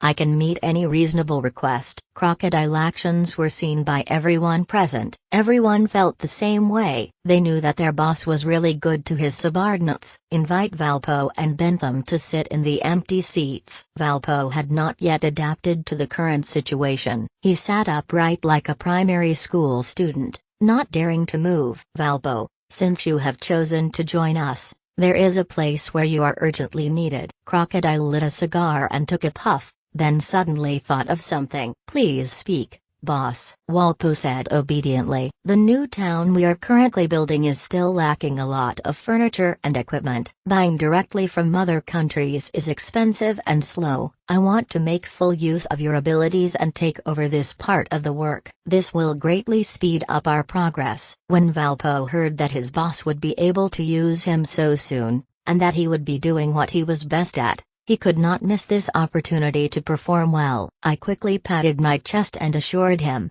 "Don't worry, boss. I, Valpo, Have no other advantages except that I can eat and make. Crocodile nodded in satisfaction, confident in Valpo. Today a meeting is the most complete one among the top leaders of Baroque works. After the event, Crocodile specially arranged a dinner for everyone, except for the sullen Enel and the cautious Walpo. Everyone was having a great time eating, drinking and having fun. With the addition of Valpo, the construction of Eden City accelerated again. Crocodile took Enel to various construction sites to guide the work all day long. After all, many of the advanced ideas of the Earthlings are completely unheard of by the people here, so he can only go to the scene in person to give guidance. This made the people of Alabasta feel that the new governor was very kind and approachable. The vicious pirates and the 7 warlords of the sea are definitely all rumors. At night, Crocodile also had to deal with various government affairs sent from the royal capital. Because I'm too busy these days, I don't have time to deal with these things. The documents on his desk have piled up into a small mountain. Crocodile rubbed his swollen temples and lit a cigar.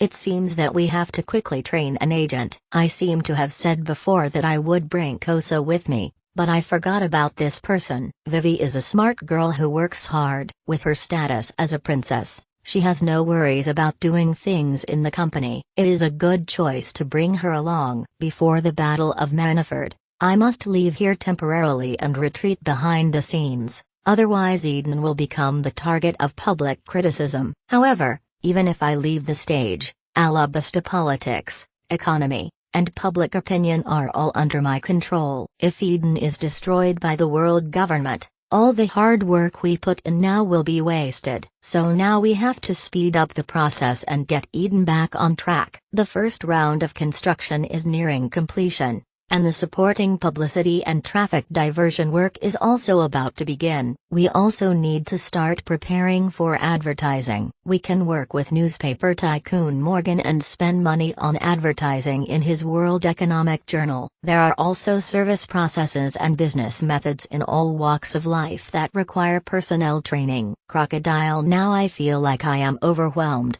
but there is nothing I can do but sit down at my desk and write furiously. Crocodile moved around the construction sites during the day, handled government affairs and compiled planning materials at night. On the 5th sleepless day, he finally completed the work on this part of the siltation. On the 6th day, Crocodile summoned managers, investors, and businessmen from various industries selected by the officials and began to train these people. Crocodile shared all the commonly used marketing plans on the earth, such as full discount activities, card recharge quotas, and various preferential activities with everyone present without reservation. When Crocodile explained the business logic behind these activities, these people were even more astonished, and listened with fascination and stunned. They have been doing business for so many years and have never heard of business being done this way. These marketing plans that have been proven to be effective all over the world are so effective that even they themselves can't wait to spend money on them after hearing about them. It turns out that it is so easy to make customers spend money willingly. Those who had some concerns about the future of Eden,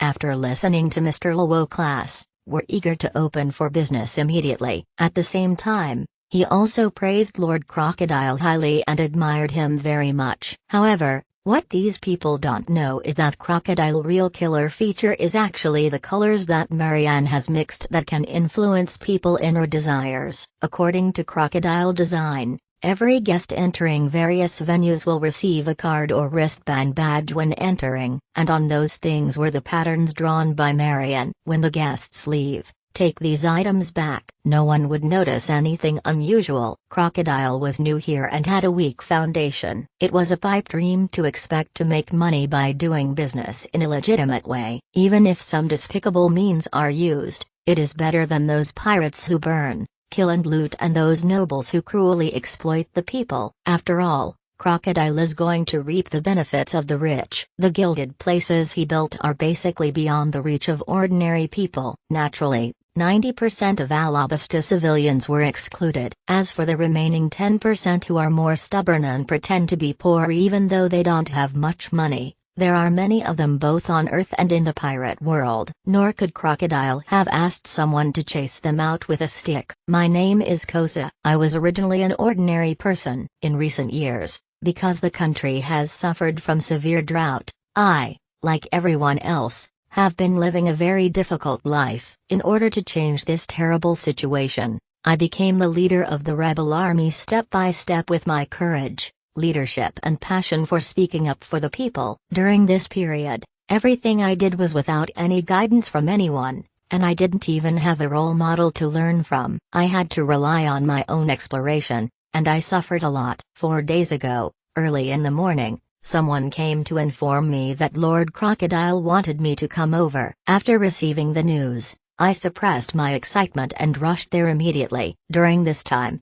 I have been waiting for the call from that adult, but after waiting for a long time, there was no news. I thought that the other party words that day about keeping me by his side were just casual remarks from an important person and should not be taken seriously. I felt very lost for a while during these days. Mr. Crocodile received me in an office. Princess Vivi was also standing next to the adults at the time and greeted me enthusiastically, but I was a little nervous and just nodded slightly, which made the princess look a little unhappy. The adult was very polite. He asked me to sit down and explained why he hadn't brought him along recently, which made me feel flattered. After a simple breakfast, the adults took Princess Vivi and me to start the day work. There was also a guy with very long earlobes and strange clothes accompanying him. He seemed unhappy and had a keep-away expression from beginning to end. Perhaps he was the bodyguard of that adult. Wherever this gentleman went to a place,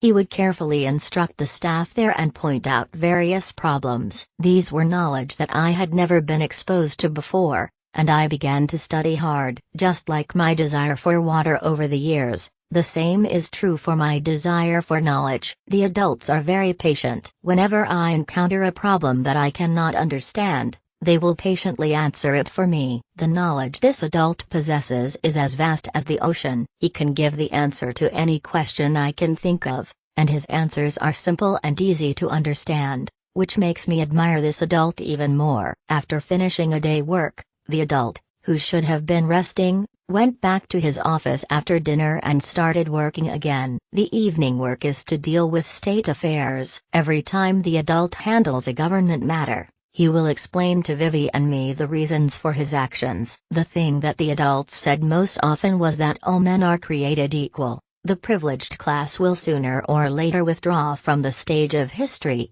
and the leaders of the country should be elected by ordinary people, rather than being inherited from a small group of people for hundreds or thousands of years. I completely agreed with what the adult said, and even developed a feeling of admiration for him. I can clearly feel that the adults are truly dedicated to the people. I even think that he has a good chance of becoming a great politician and thinker in the future. Even Vivi, the royal princess, fell into deep thought after hearing what the adults said and could not say anything in rebuttal. At the same time, he also raised many related questions with great interest. By late at night, Vivi and I were exhausted. The adult told us to go and rest first, but he continued to work on the table, showing no signs of fatigue at all. When it was just daybreak, I went to the bathroom, and when I passed by the adult office, I found that the light inside was still on. I looked inside through the crack in the door and was shocked. The office was filled with smoke,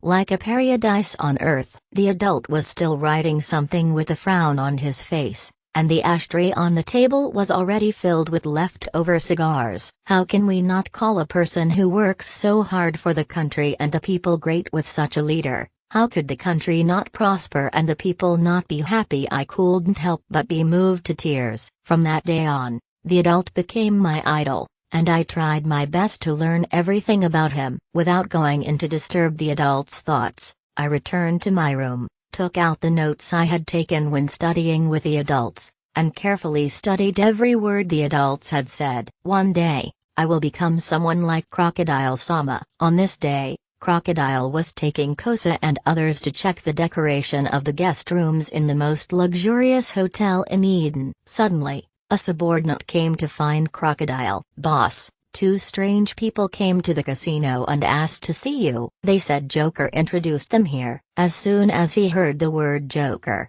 Crocodile immediately thought that it must be Tiz Roman who came to take the gold. After arranging the remaining matters for Kosa and Vivi, Crocodile took Enel to the company. The money-bringing boy is here. Crocodile will be able to undergo another major strengthening soon. He can't help but feel excited, and flies over directly with Enel. After arriving at the casino and pushing open the door of the reception room, I saw two people, one tall and one short, sitting on the sofa drinking hot tea. When Crocodile entered, the two men immediately stood up. Looking closely, one of them was dressed like an evil cat, which looked extremely strange. The other person was very strong from the waist up but very slim from the waist down, which was very uncoordinated, like someone with polio. Damn it, Mr. Crocodile, on behalf of Gulen Tesoro, the owner of the Golden City, I bring you my sincere greetings. The Catman took the initiative to speak. Oh,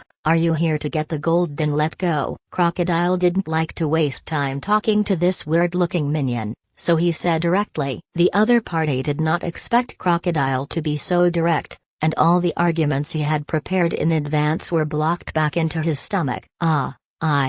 He looked very uncomfortable as he hesitated to speak. Then please lead the way. Did you bring the money? Where is it? Asked Crocodile. The money is still on our boat. Does it need to be moved here? The Catman replied. That not necessary. The gold is also near the dock. Mr. Crocodile is really generous to put so much gold on the busy dock, the Catman said in a faint voice. Don't worry about that kind of problem. It's very safe there and there are powerful people watching over it. Crocodile said casually. I see. Can you two fly? It would be quicker to get there, and I have a lot of other things to plan, so time is a bit tight. Fly. The two of them hurriedly shook their heads. Not everyone can possess this ability. Then we will have to let him lead you. Crocodile pointed at Enel and said. Annie looked helpless, but still obediently grabbed the two men clothes. The speed will be a bit fast, so be prepared. Annie said expressionlessly. Fast. The two smiled at each other with some disdainful expressions. They were not ordinary weaklings, so why would they be afraid of speed? However, then they understood why the man with long earlobes said that. Enel was seen with electric sparks bursting all over his body, his legs slightly bent, and he grabbed the two people and turned into a stream of light and disappeared in front of Crocodile. TSK. This speed is a bit too fast even for me. Crocodile shook his head as he looked at the direction where the people disappeared. After saying this, it turned into yellow sand and slowly flew towards the seaside. When Crocodile arrived at the destination, he saw two of T's yellow men, holding on to the tree nearby and vomiting. Ugh, Mr. Crocodile, I should have let you lead us earlier. This is too fast, the Catman said with an unpleasant expression. As a boss, there is no way I could possibly do such strenuous work. Crocodile spread his hands. Where is the gold? Isn't it the one covered with the torn oilcloth? The Catman said in disbelief. Bingo! Crocodile snapped his fingers. Suddenly,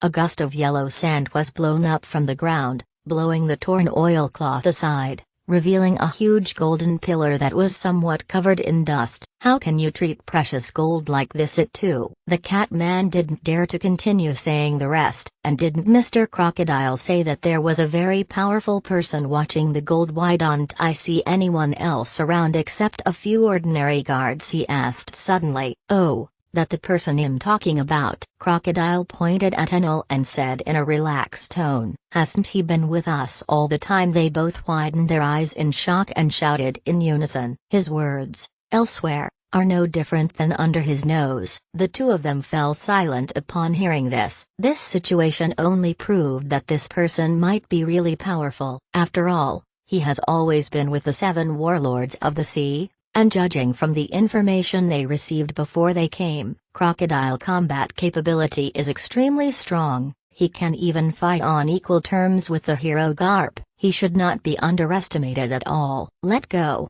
Our ship is just ahead. You can complete the transaction after you get the money. The deal was completed quickly and both parties seemed satisfied with the outcome. This golden pillar earned Crocodile a huge sum of 26 billion baileys. He had inquired about the price of gold in the market before, and the price given by Tesoro could be said to be very reasonable, no less than more. At this moment, Crocodile Heart had already flown to his house, and he couldn't wait to start strengthening immediately. After all, the wonderful feeling of gaining power is really addictive. Crocodile returned to the house as quickly as possible and entered the strongest training camp as soon as he closed his eyes. He has made a comprehensive plan for this reinforcement. He will use more funds to strengthen his cadres, mid-level agents and 200 billionaires. After all, no matter how strong he is, he can't take on the whole world alone. Only when he has a group of people who can fight tough battles under him can he truly rise and join the ranks of the strong contending for world domination. Look at the four emperors. In addition to the top vice-emperor level fighters, they have countless elite soldiers and generals under their command. The characteristics of the Navy are more distinct. As a violent agency that maintains the entire world order, the Navy's strength is not due to the Marshal and the three admirals. This is because the Navy has a large number of elite lieutenant generals and a very complete promotion and selection mechanism that can continuously provide them with fresh blood. One of the ways Crocodile wants to defeat such a force is to recruit potential strongmen like Enel. The second is to select through layers of selection those newcomers who are worthy of training from the civilian population and military of Alabasta, as well as Baroque works. Finally, rely on the strongest training camp to continuously strengthen your subordinates. Moreover, the strengthening of subordinates is not a one-time thing. As funds become more abundant, he will gradually build a powerful army that is invincible in the world. After his last battle with Garp, Crocodile was very dissatisfied with his attack power and his defense was also poor. After transforming into the Black Emperor, he was beaten by Garp and had multiple fractures all over his body. Therefore, the first step he took was to strengthen his Ryo, strength and physique. Logically speaking, Crocodile current strength is at least beyond the beginner level, but this black-hearted training camp accepted everything he asked for without any reduction. Crocodile could only blame it on the fact that it was just a set and rigid procedure. Next is the observation hockey. The ability to foresee the future is also what he urgently needs now. If he had this ability when he subdued Anil before, he would not need the slow ray at all and could easily control Anil. However, when he searched for observation hockey, 3 entries appeared at the same time. Observation hockey, foreseeing the future, observation hockey, HeartNet, observation hockey,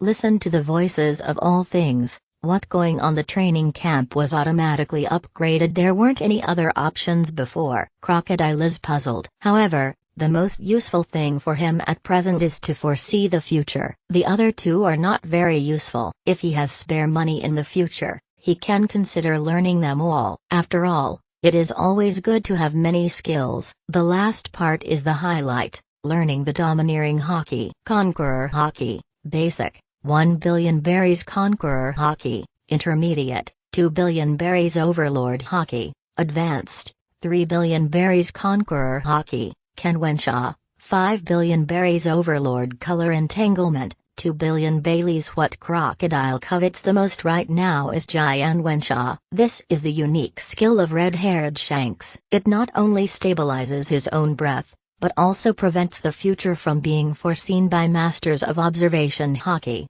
and then allows him to kill the opponent. At this price that is really scary. But if you think about it carefully, this kind of person does not have the top-notch abilities that I do, so there is a reason why he is expensive. After much deliberation, Crocodile finally decided to only learn the intermediate level of Conqueror hockey temporarily, and add the Conqueror hockey entanglement. Unless he wants to kill one of the 4 emperors for fun right now, such strength is enough to cause a stir in the Battle of Maniford. What more, before the Battle of Maniford, he had the opportunity to strengthen himself again. Crocodile own strengthening cost a total of 8.3 billion baileys this time. At this point, He feels that he has basically no shortcomings now. If we have to find a shortcoming, it would be that he doesn't know how to use weapons yet. Should I get a famous sword or something, and then train my swordsmanship to become a great swordsman? I think it would be pretty cool to carry a sword, and the damage would be higher than that of a fist, Crocodile thought, stroking his chin. What is Crocodile current strength? Judging from his ability on paper, he may be able to fight on par with Barrett in the movie, but who will win and who will lose in the end can only be known after the fight. After strengthening yourself, it is now your turn to strengthen your subordinates. The first choice was Enel. This guy had been following him around all day since he came. He had nothing to do but had no complaints. Through observations over this period of time, Crocodile felt that this guy, apart from being a little paranoid and irritable, was not a deep-minded villain like Blackbeard, and all his emotions were clearly revealed on his face. Even if he has some evil intentions, he has no chance of turning things around under Crocodile absolute military suppression, unless he has a golden finger that is stronger than the strongest training camp. Enel has been coveting Crocodile armament hockey for a long time,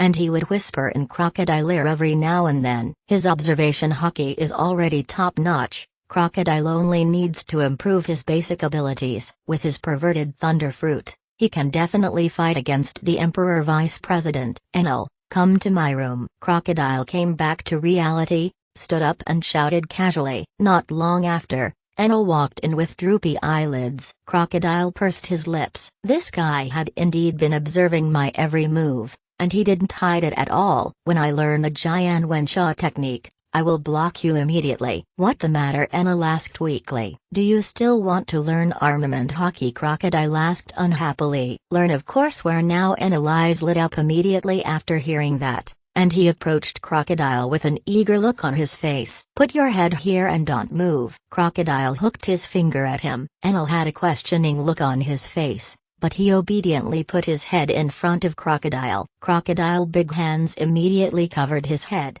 ready to give him an enlightenment. Crocodile closed his eyes and sank his consciousness into the training camp. He chose intermediate physical skills, intermediate physical fitness, intermediate physique, intermediate strength, and intermediate armament. Domineering for Enel. Enel only felt a warm current flowing from his boss palm to the top of his head, and then quickly merged into his body. After about 10 seconds, Crocodile opened his eyes and took his hand away. Is it that simple? Even though he could clearly feel his body suddenly filled with strength, he still looked at Crocodile stupidly and asked, "What else do I need to hold a ceremony for you?" Crocodile said unhappily. Then he raised his hand and hit Enel. The space in the room was small, and Enel had no room to use his ability to dodge, so he could only fight back with his fists and feet. But what he didn't expect was that his every move now had tremendous strength. Even after being hurt by the boss' first punch,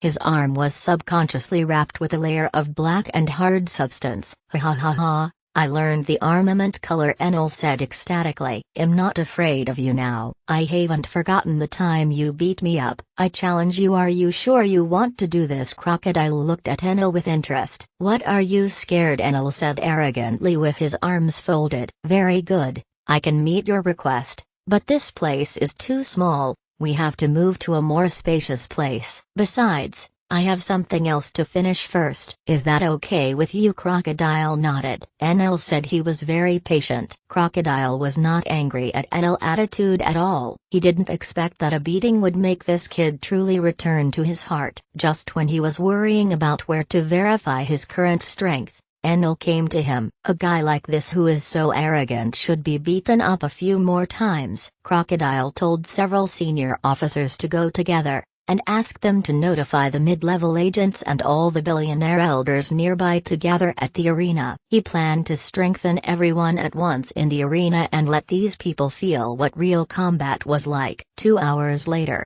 all the middle and high-level elites of Baroque orcs gathered here. Many billionaires have never met their bosses or company executives, or even seen their names or what they look like. Crocodile's other purpose this time is to let the people below know who they are working for. At the same time, It also lets them know how powerful the people behind them are. The arena was completely closed at this time and no one was allowed to enter. Crocodile was now standing in the center of the arena, with about 200 people standing sparsely in front of him. Everyone was confused and didn't understand the purpose of calling them here. After seeing Crocodile, many billionaires guessed that their boss was the famous Shichibukai and were immediately shocked. Some people still couldn't figure out the situation and could only whisper to each other. The Baroque workshop has always been known for its mystery. For a long time, most people didn't know who they were working with, or even who was the real boss. I believe everyone can guess today that your boss is me,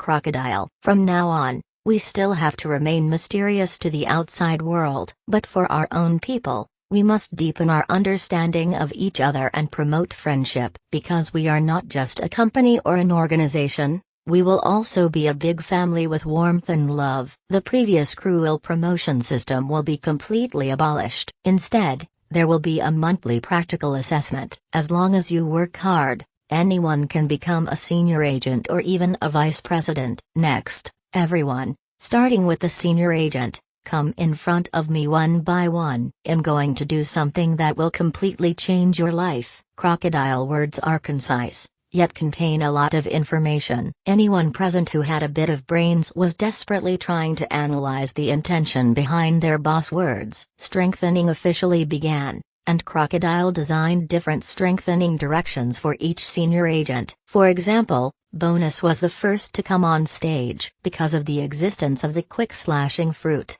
Crocodile was determined to make him a swordsman. Therefore, the first item to be strengthened was swordsmanship. As the first fighter who has always been loyal to Crocodile, Crocodile decided to give him some preferential treatment and directly upgrade his swordsmanship to the advanced level. Next are armament hockey, observation hockey, strength, physical fitness and constitution, all of which are intermediate. And finally the 6 styles are added. When Crocodile put his hand on the top of his head, Bonus immediately understood what the boss was going to do. Although Bonus didn't know the specific details of how Gardino suddenly became stronger, he knew it was his boss doing. Everyone has witnessed how important a role Gardino played in the construction of Eden. Therefore, Bonus had no grudge against the first enhanced Gardino. In Bonus' mind, this was a reinforcement from his boss and even a gift to him. He, who was usually taciturn,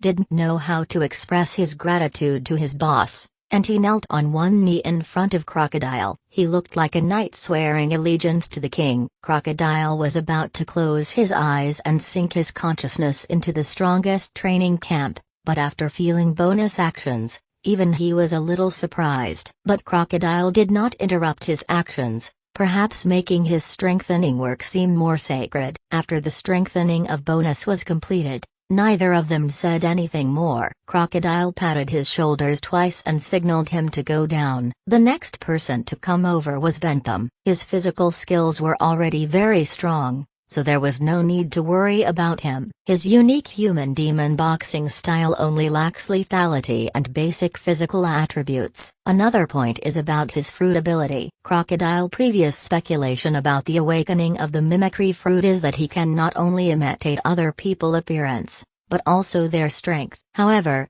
this imitation also has its limits and it is impossible to exceed one's own strength. For example, when he imitates the current Crocodile, his imitation of Crocodile is just superficial because his own physical fitness and domineering level are too different from Crocodile. But if he imitates those whose strength is close to or lower than his, this fruit will be a little scary. Imagine that Bentham was fighting against Roblucci, and at the beginning, he became Roblucci, and the two of them were evenly matched. Suddenly he turned into Straw Hat Luffy again and fired a rubber machine gun at Lucci. After a while, seeing that he couldn't defeat Lucci, he turned into Gardino again and sprayed candles at him. Faced with this kind of situation, even a combat genius like Roblucci would probably lose his temper and turn around and run away. There would be no way to fight this. Although I don't know what Mr. Zero-chan is going to do to me, I am looking forward to being touched on the head by Mr. Zero-chan. Bentham danced ballet and twisted in front of Crocodile with excitement on his face. Before Crocodile could say anything, he very consciously followed suit and knelt on one knee in front of Crocodile. The guy who used to love making a lot of noise actually showed some solemnity at this moment. Forget it, let them be. After all, it was their spontaneous action, and Crocodile could only let them continue. Bentham enhancement items are 6 styles: Fruit Awakening, Armament Hockey, Observation Hockey, Strength, Constitution, and Physical Fitness. Except for the Fruit ability, they are also intermediate. Mr. Zero, are you a god? Why do I feel like I have suddenly become so powerful just after you touched my head? Bentham looked at Crocodile in shock. If you don't believe me, look. He motioned for Crocodile to watch his movements, and then started dancing ballet again. With a light leap, he reached a height of 7 or 8 meters, then he fell rapidly while spinning like a dance and hit the ground. The toes that could be stretched straight because of dancing stabbed heavily on the ground of the arena. There was a loud bang, and the reinforced ground of the arena was immediately smashed into a big hole with a diameter of 5 or 6 meters. Hiss! Most of the people present took a deep breath.